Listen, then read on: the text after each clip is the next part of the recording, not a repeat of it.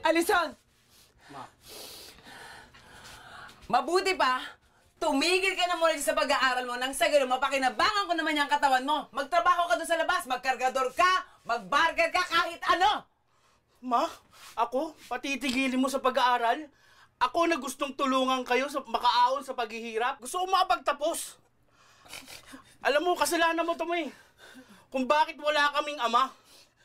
Totoo nga siguro na sinasabi ng mga klase ko na disgrasyada ka. Ano sinabi mo? Ano Ma, sinabi mo? disgrasyada ka.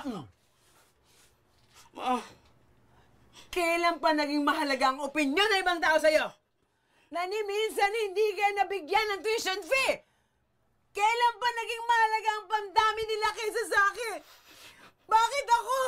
Hindi mo alam kung anong hirap na meron ako sa araw-araw.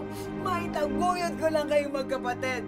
Kung ano-anong trabaho ang pinasok ko para lang mapakain ko kayong magkapatid.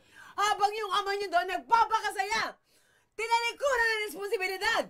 Ngayon ako mag-isa hinaharap. Sino ka? Sino ka para husgahan mo?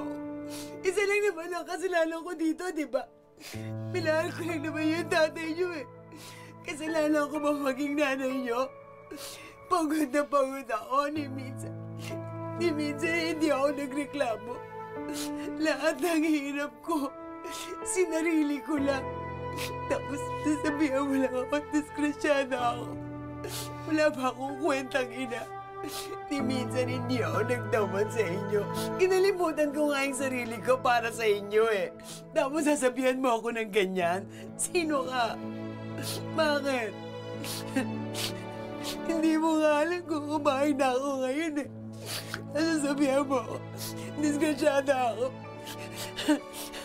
Nakakasawa kayo ng loob.